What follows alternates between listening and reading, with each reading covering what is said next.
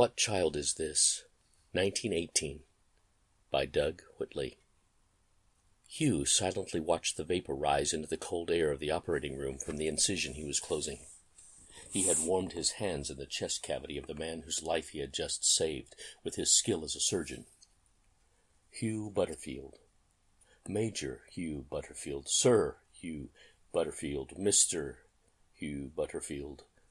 Butters to his school friends. He answered to all of those titles, high and low, meaningful and nearly useless. He passed the curved needle through the skin again to bring the flesh back together as he attempted to close the incision with as little scarring as possible. This man's abdomen wouldn't be as smooth as a newborn, but he would live. Hugh was dead on his feet. He had been in surgery for hours trying to put this man back together. November 11th, 1918 had begun somewhere in the small hours of the distant past of this operation. Just when, Hugh did not remember. Suddenly, in the midst of Hugh's reverie, every church bell in Rouen began to ring. The cacophony of noise, the tintinnabulation, slashed the air of the city. What was going on? Hugh wondered, and then, of course, the war is over. Just like that. It could be nothing else. Hugh left his assistant to finish, discarded his blood-covered smock, washed up, and made his way out of the Grand Seminaire that housed the British Red Cross Hospital No. 2 since the beginning of the war, down the long curved stone staircase, onto the ground, and then out into the street. It was chock-a-block with people, some soldiers, some nursing sisters acting in a most unseemly manner, convalescents on crutches, wounded in convalescent chairs, townspeople, all laughing, crying, shouting, singing, dancing, all with one single thought in their heads. The war was over, but Hugh knew it wasn't over. Not really. For some, this war would never be over. Some would carry the wounds of this war, wounds seen and unseen, for the rest of their lives. He also knew his war was not over. His hospital was filled with the wounded. The fighting may have stopped, but the suffering and the dying would go on until the last coffin lid was shut on the last man to die of his wounds. Through this haze of thought there entered the warm consciousness that he might see his Penelope by Christmas. At some point the caravan of wounded would stop flooding in from the front. The last suture would be done, the last operation complete, the last life saved, the last grave dug, the last patient would be released, and then he would be free to go home. It was only a short cruise down the Seine and a sail across the Channel. He would be back in England again. England and home and Penelope. Lady Penelope Butterfield stared at the late edition headlines from the London Times. War is over. Armistice declared. 11th month, 11th day, 11th hour. Hugh would come home. He would step into the great hall with family and friends and all the servants to welcome him, and take one look at her swollen, pregnant belly, turn and walk away, and the world would know the baby she was carrying for the last 8 months, the baby she was claiming to be his, was not. The day she had dreaded since her body began to betray her was quickly approaching. First would come one of his letters, and then the telegram that his ship had reached England. After that he would take the 10:04 from Paddington Station, and Taggart would meet him at the siding in the Rolls, and drive home to Woodley. The tenant farmers would wave from the fields and line the roads hailing the return of the master. The village would turn out as the car drove through, and they would shout and cheer. Even those whose loved ones weren't coming home would come out and hope that there would be some news, some word. Hugh would stop and speak to them. He would offer comfort, a kind thought, the proper words. Hugh was always, if not anything, proper. Then the massive gates with the family crest that stood for 100 years, and the drive with the gnarled oaks that had witnessed Butterfield's returning home since Trafalgar. The slow turn to the front of the house, the solid sound of the Rolls-Royce door closing. She could hear Hugh's muffled, "Thank you, Taggart," that he repeated every time without fail in his never-ending politeness of his noblesse oblige.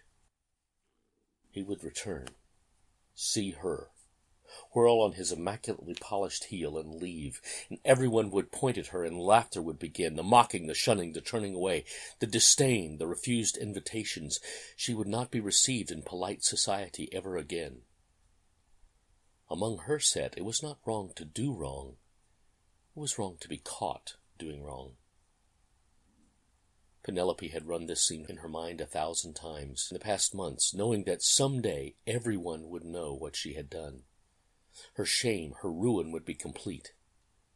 With that thought came the memory of the party in the spring she had attended at her parents' home, her family home. Hugh had not been able to get leave.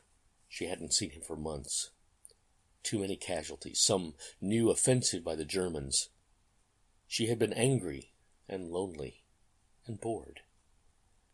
There had been music and dancing and drinking, and so many of her old friends now in uniform, dashing and handsome, and Emery's Wilton, Captain Emery's Wilton, her old beau and childhood friend. To make matters even worse, more sullied, complicated, he was Hugh's friend as well.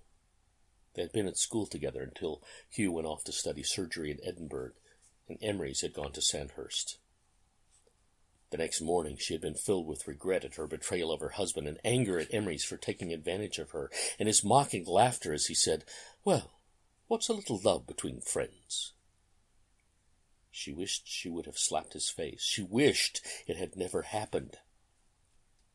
And then his curt note from the front when she wrote to him to inform him she was pregnant.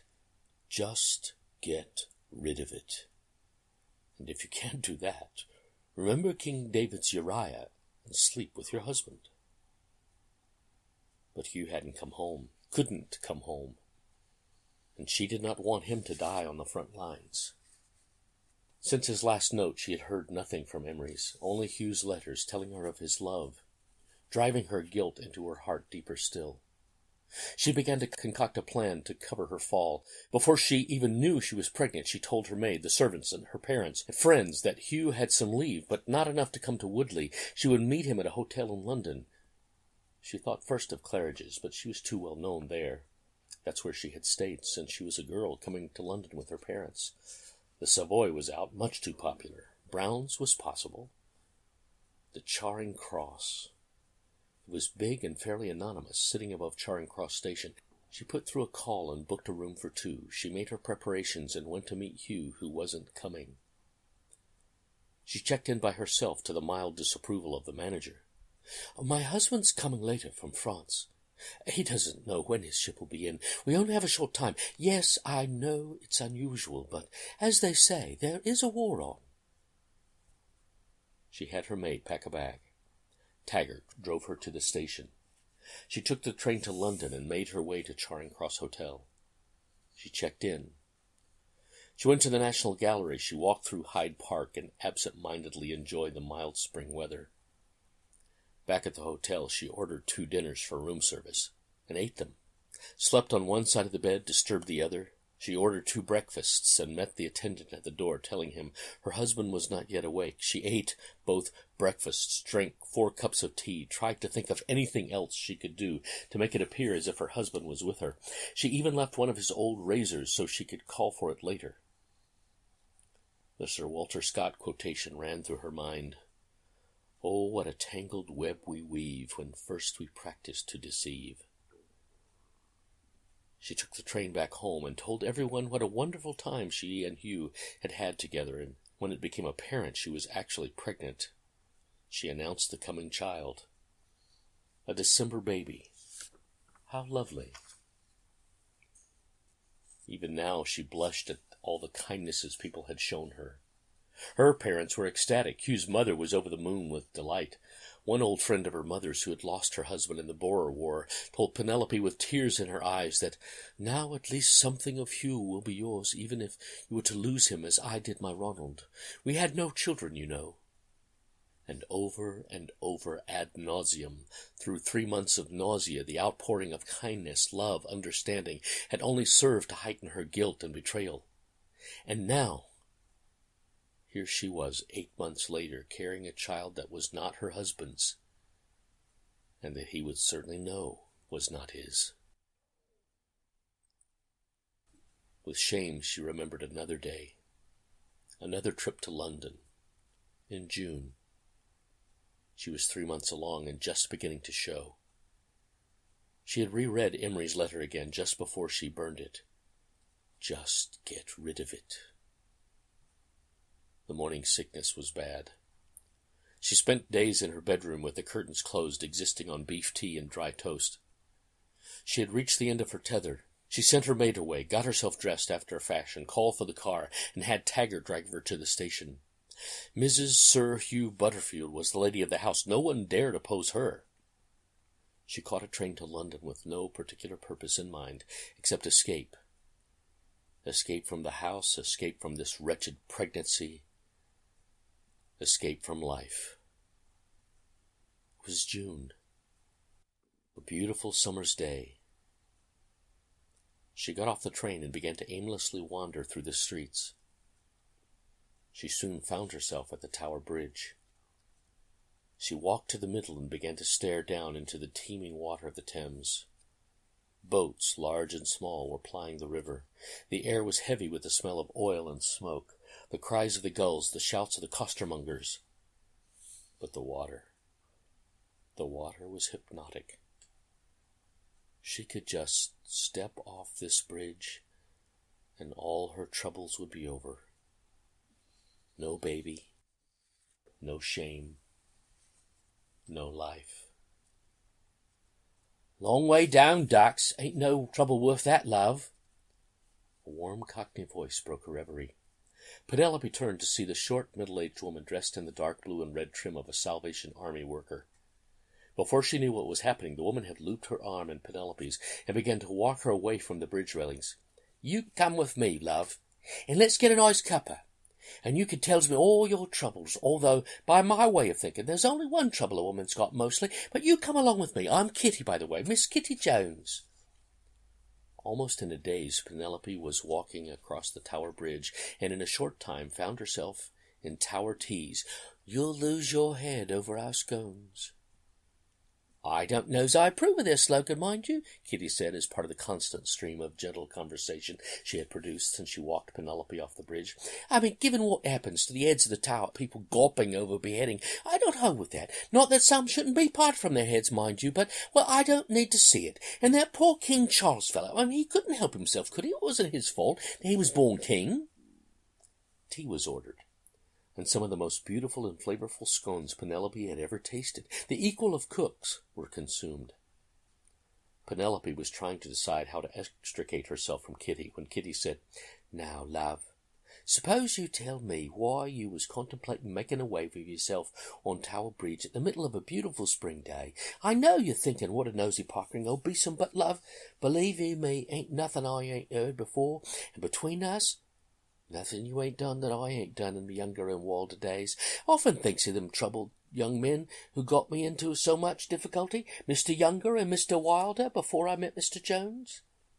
I can see's you're in the family way. I can see's you're married.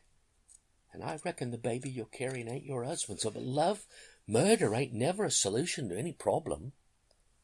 "Murder? Killing yourself is self-murder. Killing the life inside you, that's murder. But, Dux, I ain't judging you, 'cause, like I says, ain't nothing you done that I ain't done, if you get my drift. I'm just telling you it ain't the answer. Now, I'm just a kindly stranger who cares about people. I don't know you, don't know your name. Just you tell me your troubles all anonymous-like, and let's see a way through, right?" Penelope looked into the kindly eyes, the warm smile, the well-meaning, and poured out her heart. Somewhere during the long rehearsal, Kitty reached over and took Penelope's hand. It was warm and rough and strangely comforting to Penelope. Kitty pulled out an enormous and very clean handkerchief from the voluminous sleeve of her uniform and handed it to Penelope to wipe her tears and blow her nose. "It's me husband's, dearie.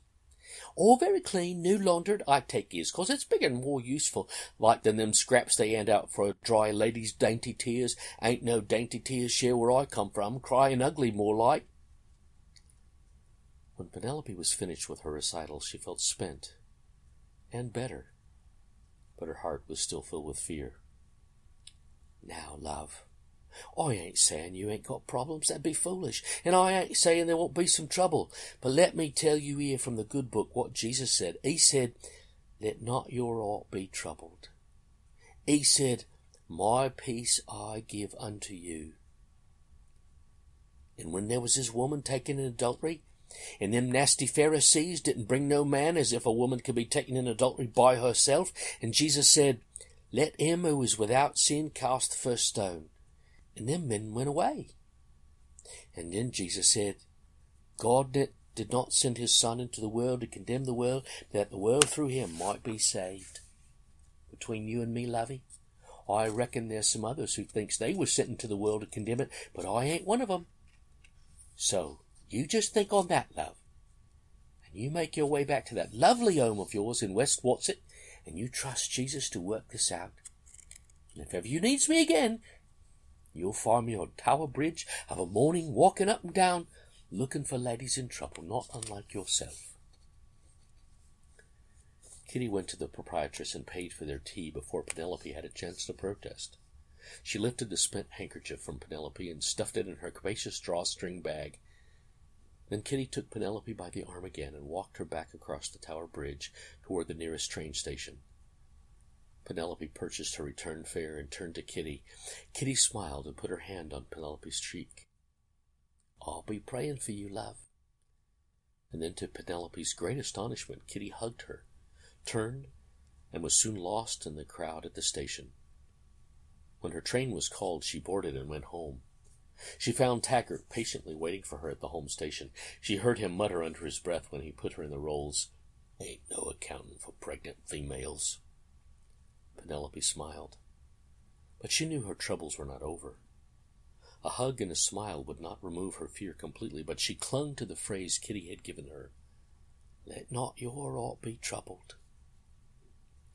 Each passing day brought more dread as the arrival of a letter or telegram announcing Hugh's homecoming that would knock down her carefully constructed house of cards upon her own head. Her worst nightmare was that the War Office would send some anonymous underling to inform her that Hugh had been killed in a bombing, and even if she were not found out, she would know that his death was somehow because of her, God's hammer of judgment upon her unfaithfulness, and she knew that if it occurred there would also be enormous relief, and she was ashamed of that as well. She was more attuned to a God whose followers felt they were here to condemn, like those Miss Kitty Jones had spoken about. Jesus was a baby in a manger or a figure on a cross. She never thought of him as a real person who walked the earth, a person who would say, Let not your heart be troubled. But her heart was troubled. Everyone attributed her nerves to her pregnancy, her worry for Hugh, the war, the running of the house in these troubled times, every reason in the world except the true one, that she was pregnant with someone else's child. Sir Hugh sat at his desk trying to compose a letter to Penelope. She must know the war was over. Every headline in England would have announced that. Kaiser Wilhelm II had abdicated and skulked off to the Netherlands to lick his wounded pride. Oh, if only pride was the only wound Sir Hugh saw each day. But it was not. The celebrations had continued through the night, but he had not joined them. There had been an impromptu dance in the dining room that evening, and more than enough ardent spirits, as his Scottish mentor would have called them, to float a battleship, but Hugh could not bring himself to imbibe. First, he had more operations to come in the morning, and secondly, he was worried about going home. He knew the war had changed him. He was not the same man who had sailed through life, schooling, marriage, and to France with the assurance of his place in the world and the arrogance that he was deserving of it. He thought British superiority would sweep the Hun before them like a rushing tide, but after the battles of the Somme, Ypres, the mindless disaster of Gallipoli, and the Marne, he knew this was not to be. The Somme brought over 50,000 casualties in the very first day. Men shredded by machine gun fire like meat through a grinder. Every stretcher bearer, every aid station, every hospital was overwhelmed by injuries, the likes of which no one had ever seen. This was not the glorious charge of the Light Brigade from Tennyson, although it was certainly the Valley of Death. No, this was Abandon hope, all ye who enter here, of Dante's Inferno. His first days, as the torrent of wounded began to flood in, Hugh operated mindlessly, too shocked by the deluge of wounded coming from the front. One patient blurred into another as he attempted to staunch the river of blood and puzzle together the mountain of broken bodies that came in the constant tide of ambulances. As the days passed into months, the months into years, the bodies never stopped coming. After the machine gun casualties came the injured lungs from the gas attacks. As the war slogged on, the cases of shell-shock that the fools at command thought was cowardice, but Hugh saw it was just men pushed far beyond endurance by the constant bombardments, the machine gun fire, the sniper fire, the gas attacks, the wretched conditions of life in the trenches, rats, the stench of the unburied dead across no man's land, all a miasma designed to drain the human spirit to its very core. And his hospital, the British Red Cross Hospital No. 2, Rouen, was just for officers. He could only imagine the multiplied suffering of the enlisted men in the dozen hospitals and aid stations spread across Rouen, and many more throughout France, England, and the Middle East. He had no idea about the Russians. It had torn him from his complacent life through the stages of anger and bitterness and despair, until one night in the summer, he was walking along the Seine just at sunset. The river had turned red with the setting sun, and Hugh saw it as a vast tide of blood pouring from the battlefields of France. He stopped. He sank to his knees. He covered his face with his hands, and he began to weep uncontrollably. The tears, the sobs, the heaving chest would not stop. Then he felt a hand upon his shoulder, and a warm, soft, deep voice with a Scottish burr broke into his ear.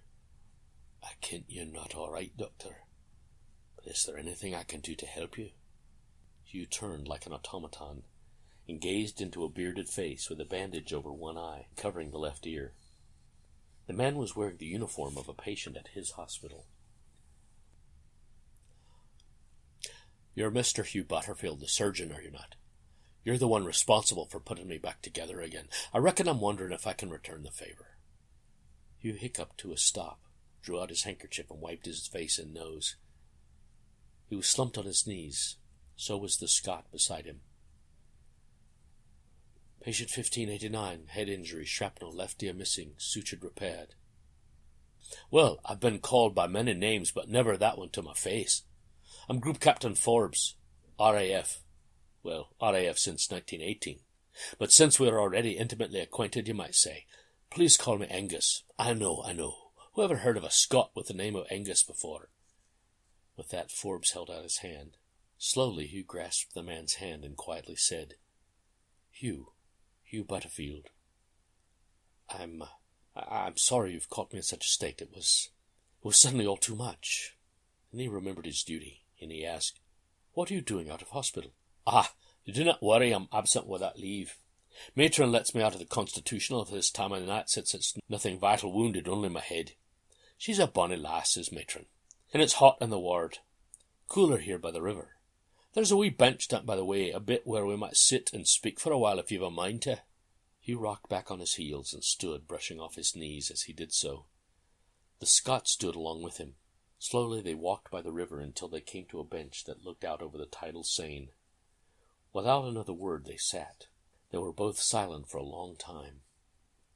The peace of the now deep indigo of the Seine, with its ever-flowing presence, drawing the anger and sorrow out of the doctor, leaving him quieter, but empty. He took a long, slow breath, and then let it out again. "Doctor, if I may share some of my own story with you. The RAF is a very tight-knit group.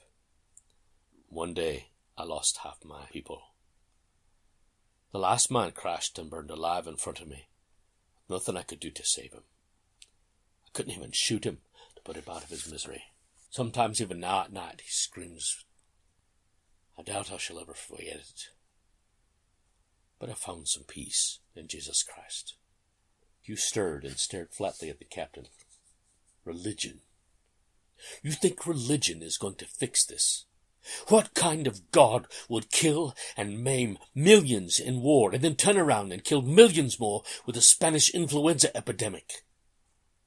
Hugh began to stand. "I'm not some Bible-thumping earnest Scot, Doctor. I'm not talking about religion at all. No, I'm a Scot. I know plenty about religion.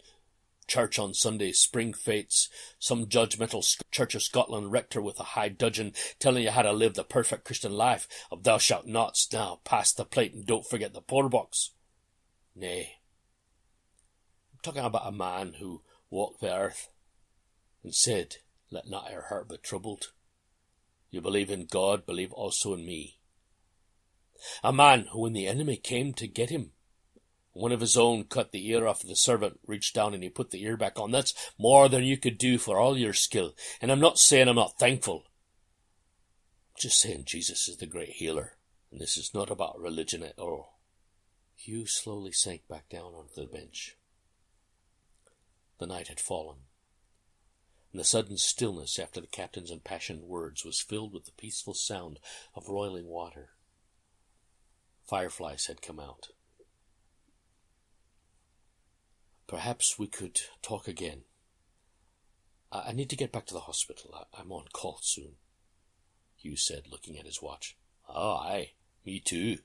Wouldn't do for Matron to come looking for me. She grabbed me by the ear, and I've just got the one now, thanks to the Hun. Hugh smiled, which was what the captain intended, and together they made their way back to the hospital. Matron was waiting on the steps when they arrived, but she suppressed whatever she was going to say when she saw the doctor with the captain. Over the next several days, Hugh and Angus met in the evenings to walk along the Seine, sometimes talking, sometimes wrapped in their separate thoughts. One evening, as the sun went down over Le Havre, downriver from Rouen, they sat on the now familiar bench. Angus had shared many passages from the Bible with Hugh, seeking to answer each question, each objection with the Word of God, and not, to the best of his ability, man's opinion. To Hugh's surprise, Angus was not afraid to say, "I don't know," to some questions. There are some things God our Father hasn't told us in his Word, knowing as he does that in his infinite wisdom, power, and knowledge, we could never understand it. Like your question of why would God allow the Spanish influenza or this war? We believe man can understand everything, or that God owes us an explanation. We're not equipped or meant to understand everything, and yet we are plagued by the eternal why, are we not? What I do know is this: God loves us and thinks of us constantly. He sent his Son, Jesus Christ, to die for us, to pay a debt to our fallenness that we can never pay.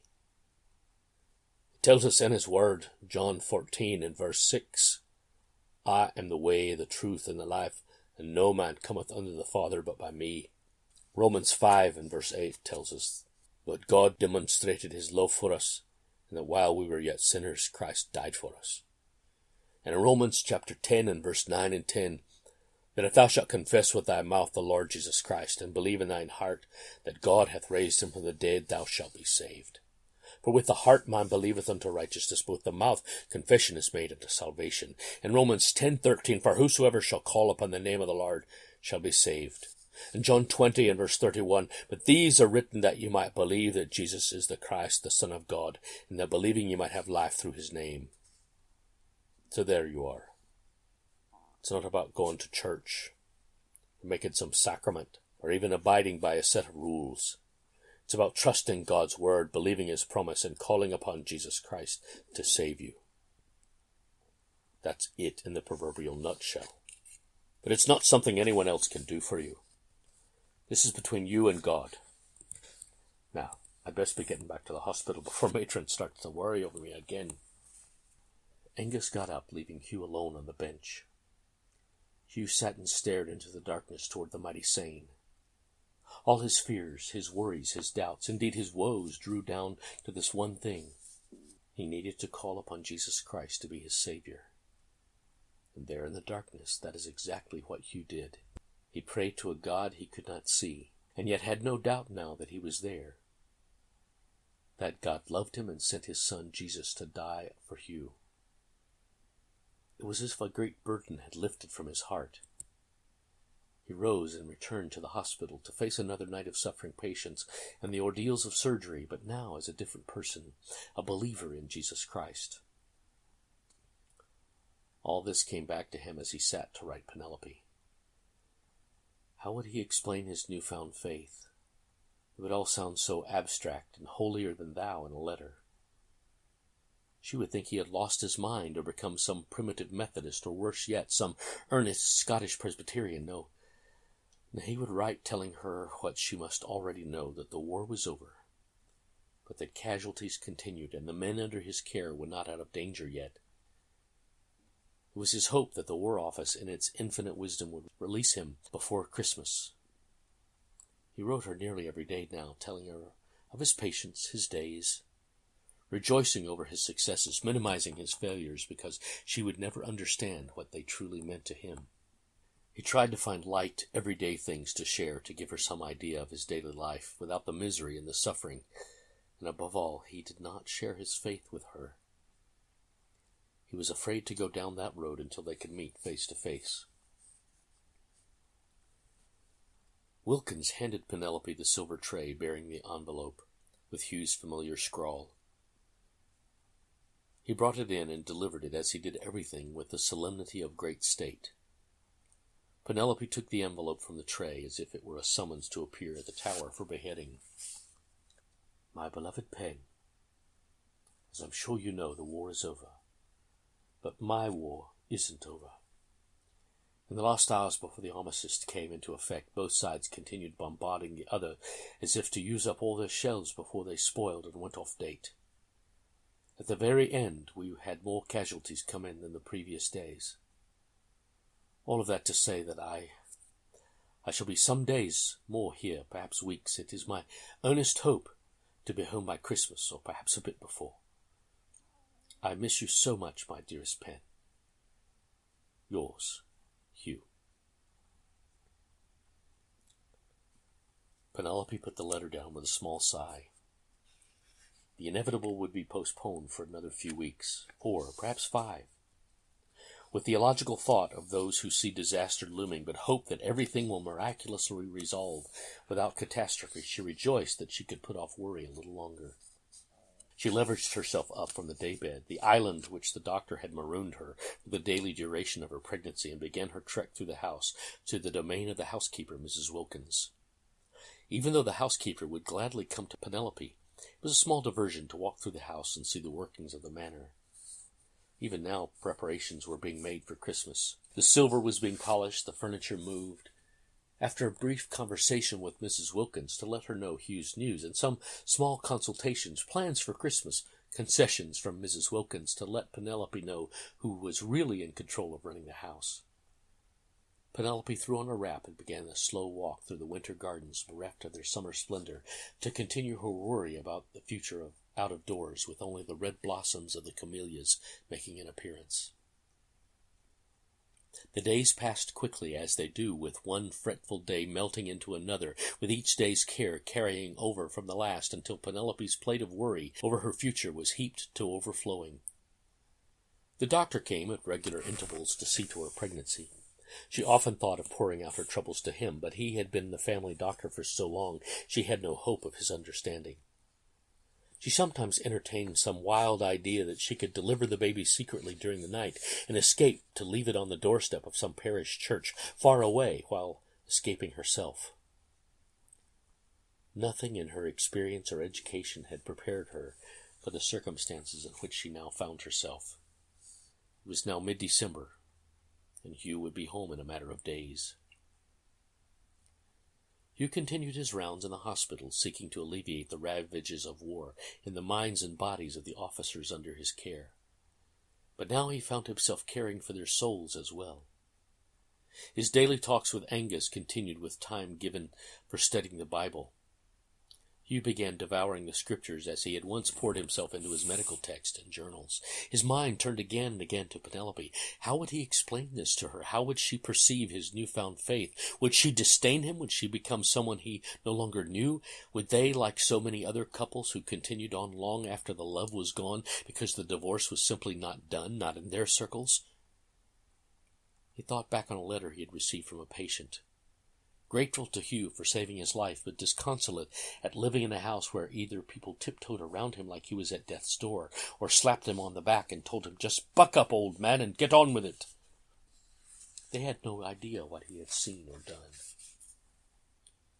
Hugh's letters to Penelope sought to maintain a connection that seemed at times far too tenuous. Her infrequent letters to him were filled with small happenings on the estate, news of family and friends with whom he had long lost touch. Their worlds were so vastly different now. Indeed, There would be a great gulf across England between the old life before the war and the new life after. A gulf between those who fought and those who didn't, between men who had seen unimaginable horror and those who would simply want life to go on as it had before the war.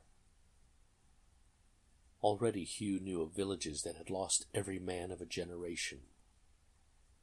He had officers pour out their hearts to him, hearts filled with the guilt that they had survived when the men of the village whom they had known their entire lives would never return.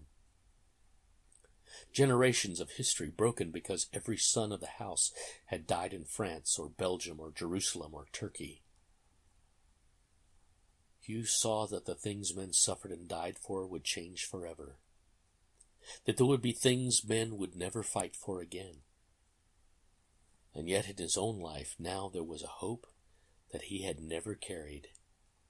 There was a God who knew the end from the beginning. There was a God who loved and was in control in a way humanity could not begin to understand. But he was there working, moving, guiding, comforting, loving, and he would never stop, never slumber, never sleep. December was well advanced when Hugh's orders finally came in. He was being released, demobbed, demobilized. He was being sent home to Penelope. His fingers flew over the pages as he wrote her of his release and rushed it to go out with the dispatches. If all went well, he could be home just before Christmas. He visited Angus once more, confident in his recovery with the promise of a reunion after the first of the year. He spoke to each of his remaining patients, seeking to encourage, to build up. With some he prayed, with some he wept. He made his goodbyes to the sisters in the operating room and matron. His bags were packed, his trunk sent on ahead. He had managed to find small presents for the household in Penelope and Rouen. He found transport to Le Havre and set sail for England. He would arrive in time for Christmas.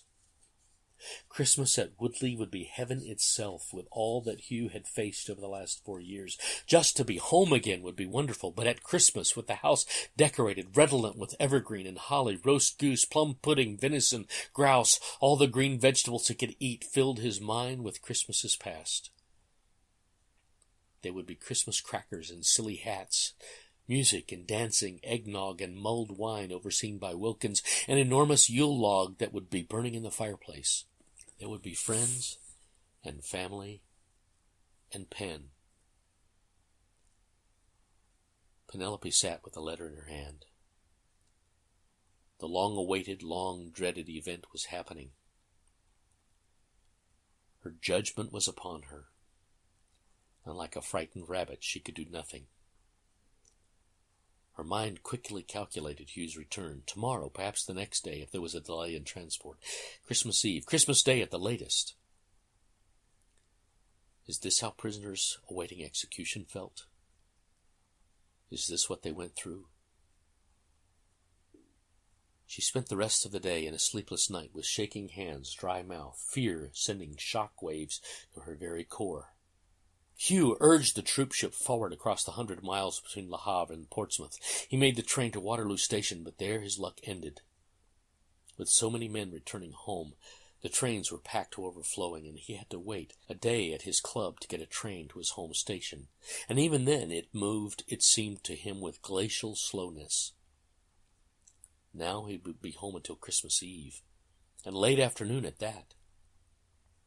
He sent a telegram to Woodley for Taggart so he would know how to pick him up.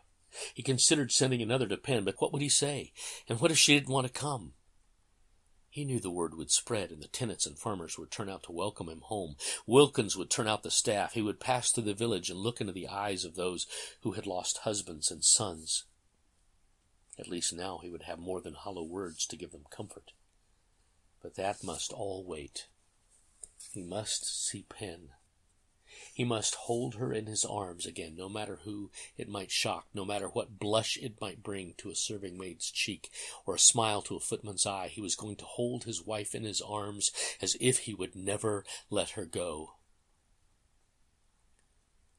Mrs. Wilkins had prepared the house for Christmas. There was a tree in the drawing-room with candles ready for lighting Christmas Eve and Christmas Day. There were others in the library, the main hall, even a small one in the dining-room. She had done all the shopping for the staff for Penelope. Pen had no idea what they were giving all the staff and tenants, nor consumed by her own troubles did she even care. Mrs. Wilkins had taken care of everything with her capable hands to save Penelope the exertion of all the activity. Penelope knew that all would be ready for Hugh's return. In her own distress, she hadn't even gotten Hugh a present. But what would she give him? "Here's a lovely hat and scarf, dear, that I had sent from Fortnum and Mason's, and a new Harris tweed jacket for you. Oh, by the way, I'm pregnant with someone else's baby. Happy Christmas." Penelope sat still in her daybed. She was dressed and ready. She felt as if her heart would burst. Silent tears coursed down her cheeks. She patted at them with her lace handkerchief as if it would blot out her shame. She was listening for any sound, any small token of Hugh's arrival, and there it was. She could hear the crunch of tires upon the pea-gravel drive in front of the house. She would go down to him. She would know once and for all how this would turn out, whether Hugh would leave her now and go to his club in London, or whether there would be a flaming row with shouting and cursing, weeping and wailing and gnashing of teeth. Would he strike her down? She made her ungainly way down the grand staircase into the entrance hall where the staff were gathered to be a part of this welcome home to their master.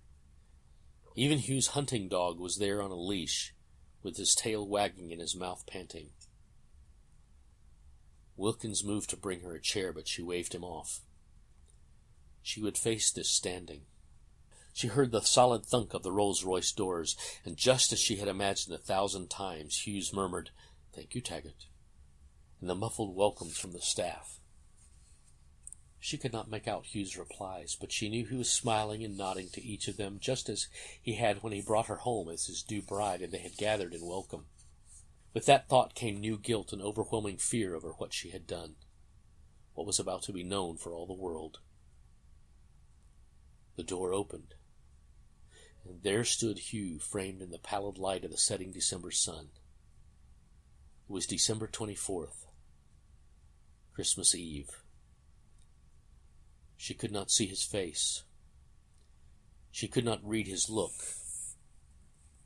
But Hugh continued down the line of indoor staff, smiling and nodding, shaking hands with each of them, right down to the lowliest parlor maid. He reached down and gave the lab Bedivere a pat on the head, and then looked Penelope in the eyes. The smile never left his face. He looked briefly at her swollen belly, and took her in his arms. He held her for so long without a word. "He's going to face it out," she thought to herself. "He'll smile here in front of the servants, but the fireworks will come soon enough. The touch paper has been lit. The explosion is coming." Then she heard his whisper in her ear. "My beloved, I love you. I shall never let you go." And then a galvanic contraction racked her body, and the baby was on its way. Hugh caught her up and realized at once what was happening. "Wilkins, the baby is coming. Send for Dr. Perkins. Now, let me get my lady to her room." And with that, Hugh swept her up in his arms and carried her up the grand staircase to their rooms. Penelope hardly knew what to do, indeed realized she was not in control of her own body. Hugh pushed the door open with his foot, laid her gently on the bed.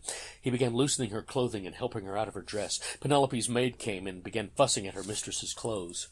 "Get out!" Hugh shouted. "Her clothes are the least of our worries. If you must do something, bring towels and some hot water and a basin. Oh, and scissors and thread. And ask Mrs. Wilkins or cook if there's any ice. Bring some of that. Now go!"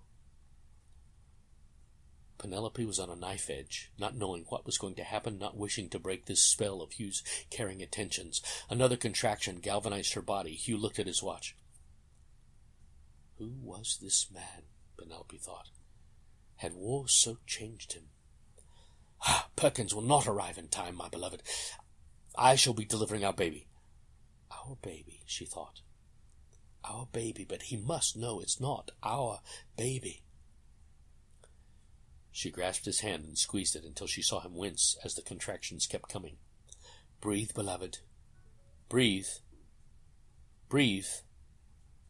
Penelope took deep, even breaths as she gripped Hugh's hand, and once again the contractions came. "Push, beloved. Push! Push the baby out!"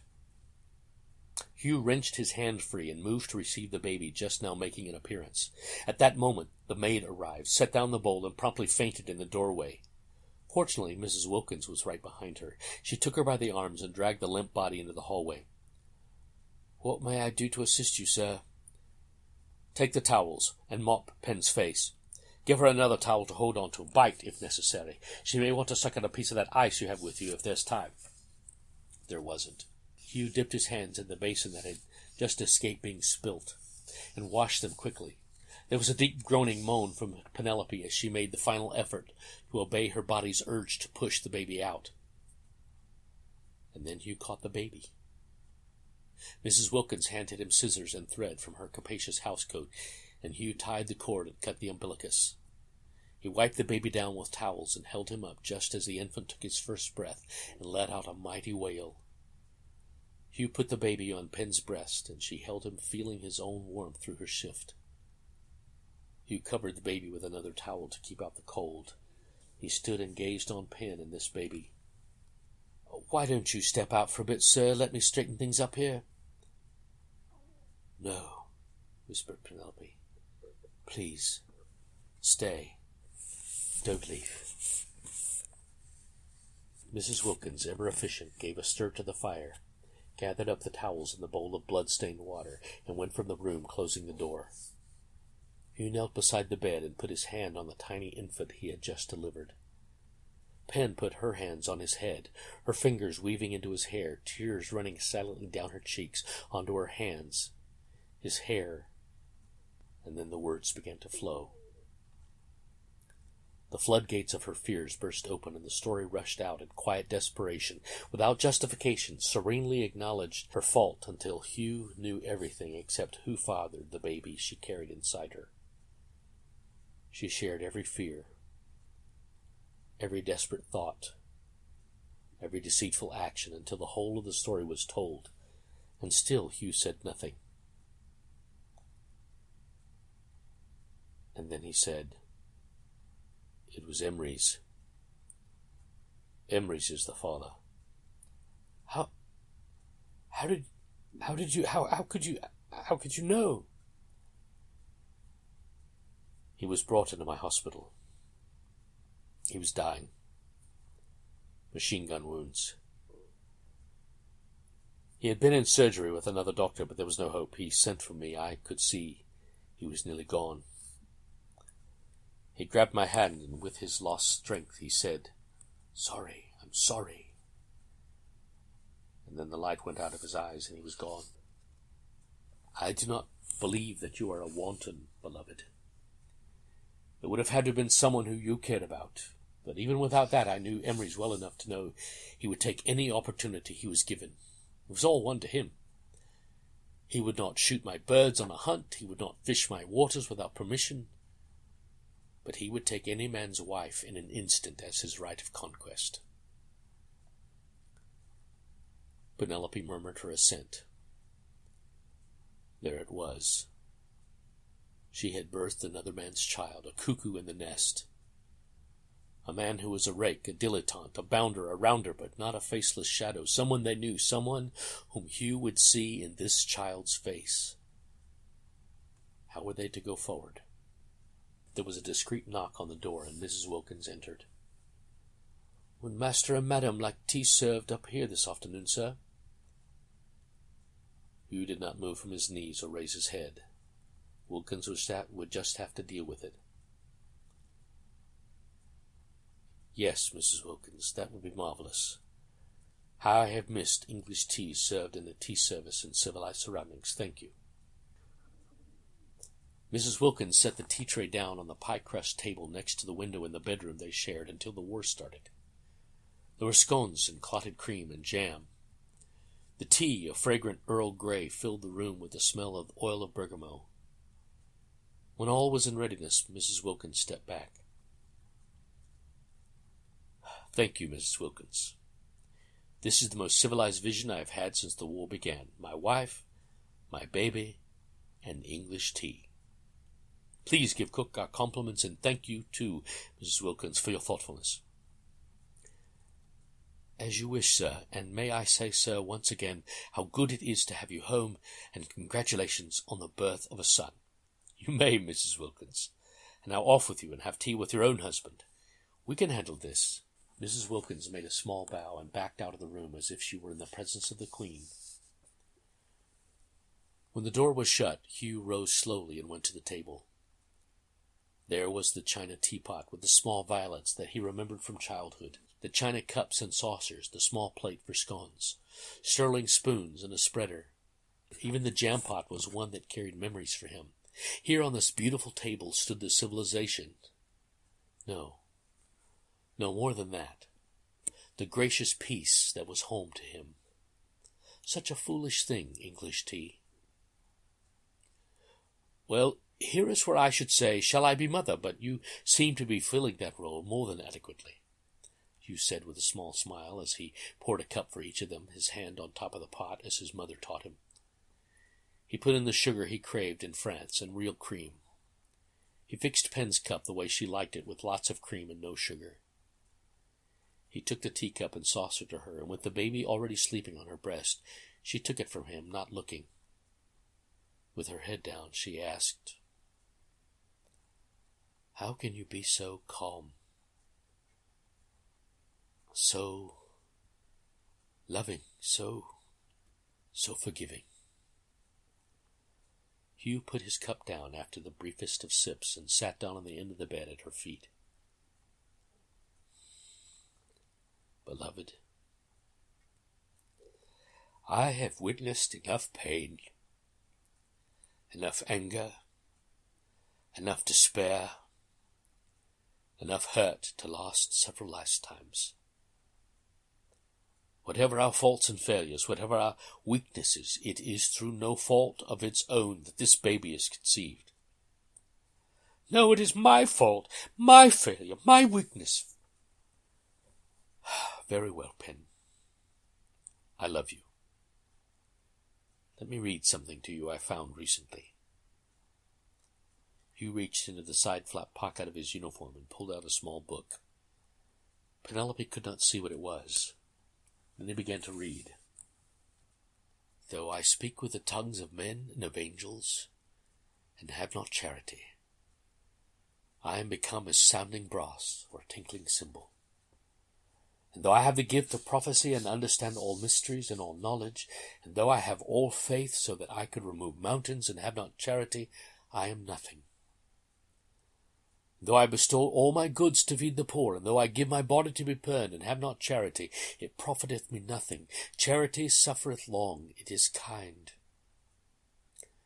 Charity envieth not, charity vaunteth not itself, is not puffed up, doth not behave itself unseemly, seeketh not her own, is not easily provoked, thinketh no evil, rejoiceth not in iniquity, but rejoiceth in truth, beareth all things, believeth all things, hopeth all things, endureth all things. Charity never faileth. But whether there be prophecies, they shall fall. Whether there be tongues, they shall cease. Whether there be knowledge, it shall fade away. For we know in part, and we prophesy in part. But when that which is perfect is come, then that which is in part shall be done away. When I was a child, I spake as a child, I understood as a child, I thought as a child, but when I became a man, I put away childish things. For now we see through a glass darkly, but then face to face. Now I know in part, but then I shall know even as I also am known. And now abideth faith, hope, and charity, these three, but the greatest of these is charity." That word charity, it means love. Love. Love bears all things. Love believes all things. Love hopes for all things. Love endureth all things. Love never fails. And I love you. Oh, Hugh, how can you forgive me? Because I have become forgiven. What I read you from the Bible. It says, all we like sheep have turned away. We have each one gone his own way. And in the Bible I read, if we confess our sin, he is faithful and just to forgive us of our sin, to cleanse us from all unrighteousness.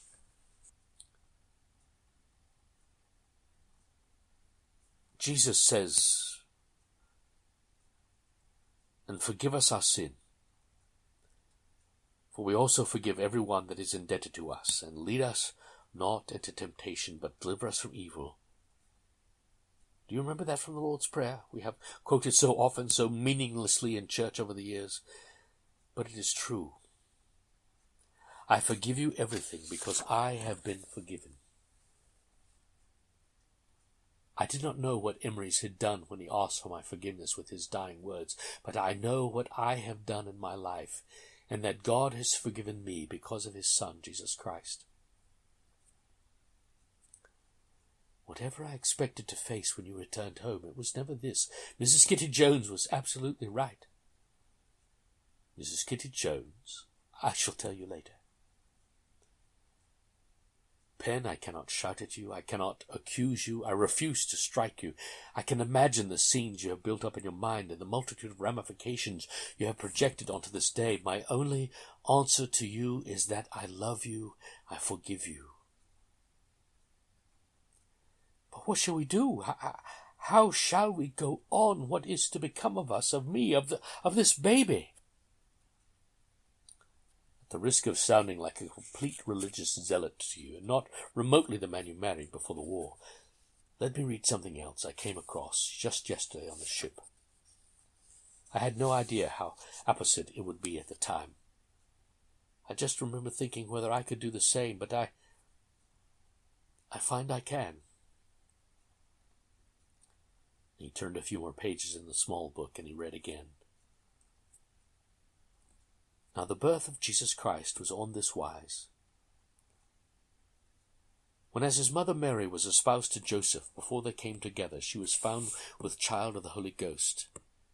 And then Joseph her husband, being a just man, and not willing to make her a public example, was minded to put her away privily. But while he thought on these things, behold, the angel of the Lord appeared to him in a dream, saying, Joseph, thou son of David, fear not to take unto thee Mary thy wife, for that which is conceived in her is of the Holy Ghost, and she shall bring forth a son, and thou shalt call his name Jesus, for he shall save his people from their sins.